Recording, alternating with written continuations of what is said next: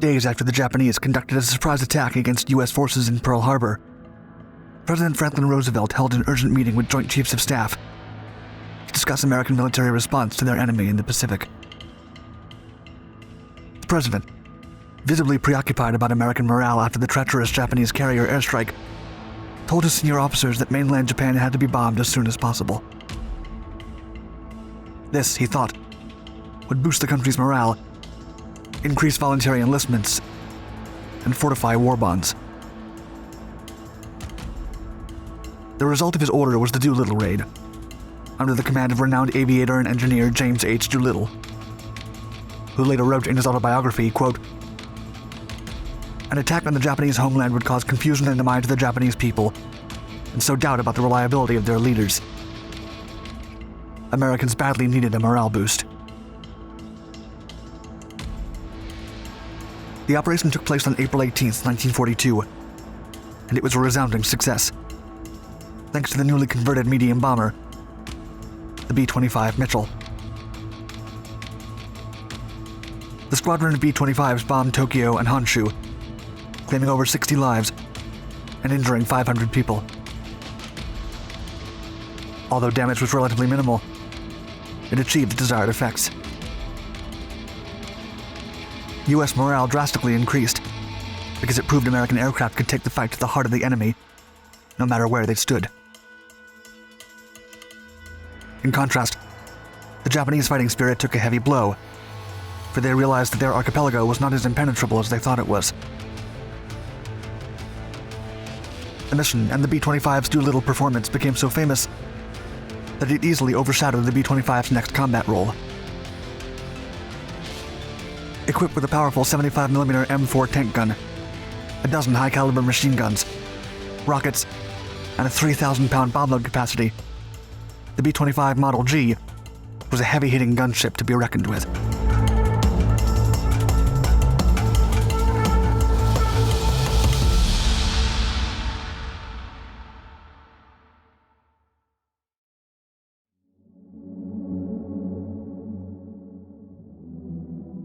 Leading up to World War II, the Luftwaffe and the United States Air Corps both tried installing 75mm tank guns in aircraft, with an eye on pulverizing ground objects in close support of combat troops.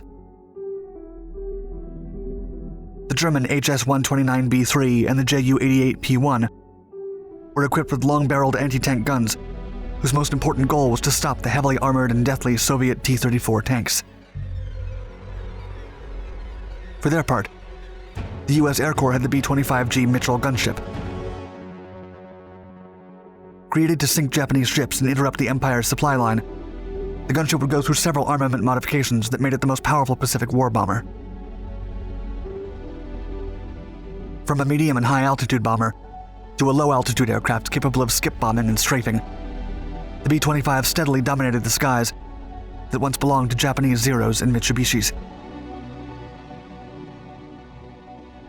By the time the war against the Axis reached an end, the B-25 gunship was the most heavily armed airplane in the U.S., with defensive armament of up to 14 50-caliber machine guns.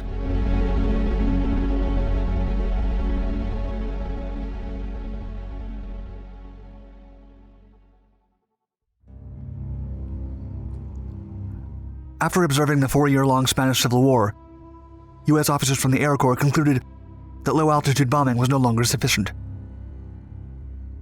Anti-aircraft batteries' fire got deadlier with every passing day, making low-altitude bombing extremely dangerous for crews. Thus, the military considered high-altitude bombing the next logical step for strategic raids.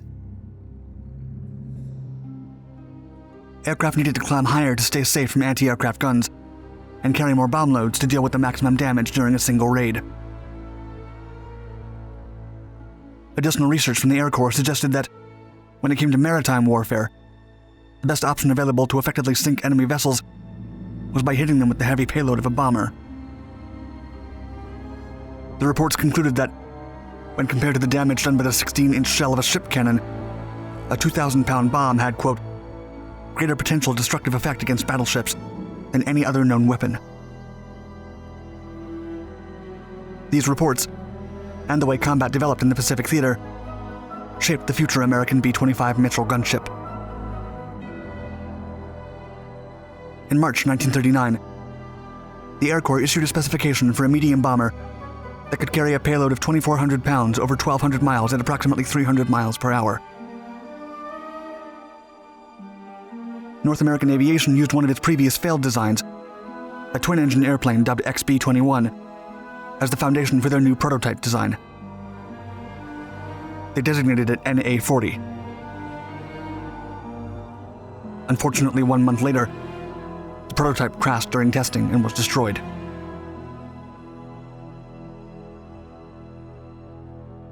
The new design had some modifications that made it larger to accommodate a 3,000-pound bomb load and seat the pilot and co-pilot side by side. With the increased bomb load capacity and overall weight, this new prototype, dubbed NA-62, transitioned from a light to a medium bomber. And ironically, that was precisely what the Army was looking for in August 1939. Straight off the drawing board, the Army Air Corps ordered 184 NA-62s and put them into production under the name B-25 Mitchell. During production, North American Aviation incorporated various modifications to the airplane. The first one was flattening the outer wing panels to produce a slight angle outboard the engine nacelles to prevent stability problems. The result was the peculiar gull wing configuration that would make the B-25 easily recognizable. Other tweaks included the size increase of the tail fins, including various 30 caliber machine guns, additional armor, and self-sealing fuel tanks. When interviewed by author Stephen Wilkinson, veteran pilot Jim Harley said that the B-25 was, quote, rock stable, painfully easy on takeoff, and one of the most stable platforms in the landing configuration of any airplane I've ever flown, other than maybe the Mustang. Single-engine control speed was probably the biggest thing to be concerned about. It was around 145 miles per hour, and you lifted off at 90 to 100. Get it off the ground, get the gear coming up, level the airplane over the runway, and let it accelerate to 145. Then you can go right into the climb. Takes 20-30 seconds. It accelerates really fast.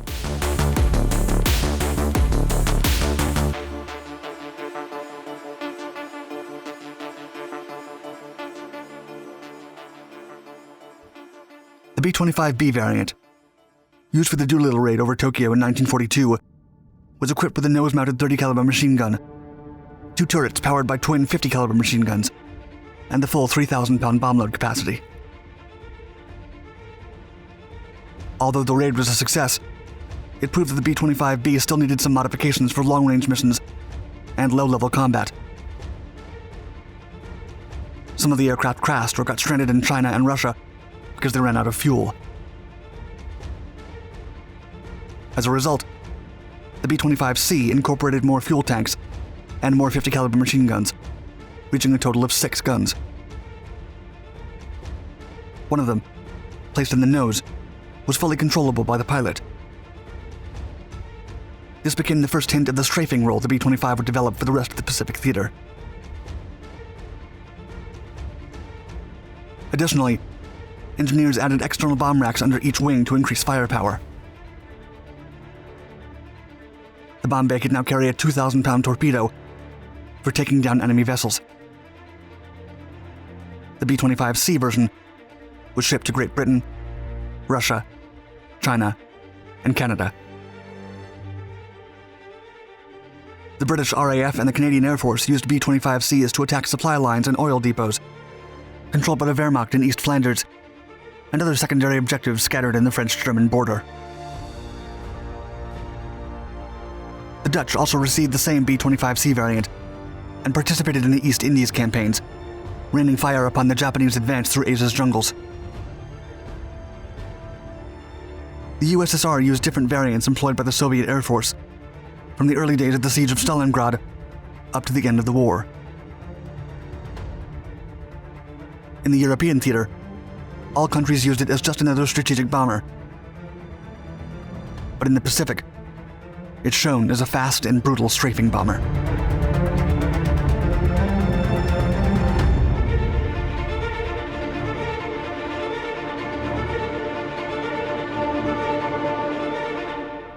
Although the B-25 was initially intended to be a medium bomber, delivering bomb loads more rapidly from moderate altitudes than the high-altitude heavyweight B-17s, it performed best in the Pacific as a low-level attack bomber and strafer.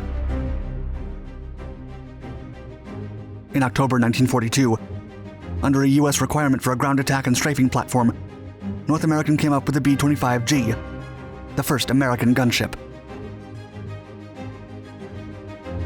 Author Brian J. Smith, in his work The Dynamics of B-25 Innovation, wrote that North American company made history when they, quote, mounted the largest forward-firing cannon ever used in a U.S. bomber. This was a 75mm M4 cannon, basically a tank gun with an 18-pound projectile. But that was not all.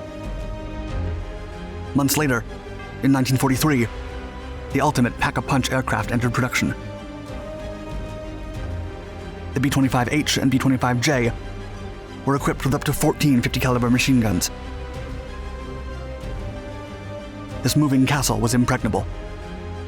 It could not be flanked from any side. North, south, east, and west were entirely covered by machine guns that rained hell everywhere they went.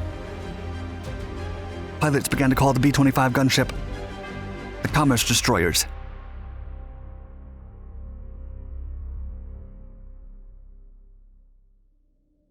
The manufacturer was undoubtedly interested in improving the airplane. However, General George Kenney of the Army Air Forces and Captain Paul Irvin "Pappy" Gunn had a significant influence in the modifications done to the bomber throughout the war. General Douglas MacArthur once said of Kenney, quote, "Of all the commanders of our major air forces engaged in World War II, none surpassed General Kenney in those three great essentials of successful combat leadership: aggressive vision, mastery over air strategy and tactics, and the ability to exact the maximum in fighting qualities from both men and equipment." Both Kenney and Captain Pappy Gunn insisted on customizing the B-25s with up to 18 MGs.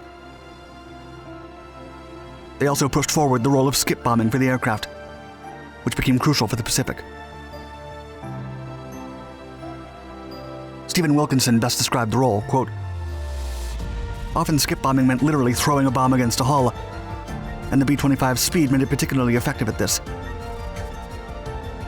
Skip bombing had first been tried with B-17s, but they weren't fast enough to get the job done. Strafing Japanese airfields was the main objective of the B-25s in the Pacific. With more than a dozen MGs and a powerful tank cannon, the aircraft could deal heavy damage in one run when above an enemy airfield. Destroying Japanese airplanes on the ground proved so tremendously effective that, for a brief time, Allied forces tried doing the same thing in Europe, with experimental jet ammunition. This motivated German airplanes to wreak havoc on the ground. When the war ended, the B-25 served in the air forces of over 15 countries. The U.S. Navy, Marines, and the future USAF experimented with other configurations, but those never saw combat in great numbers as in World War II. The B-25 Mitchell gunship became the foundational rock of the legendary Lockheed AC-130 of the USAF that would first see action during the Vietnam War.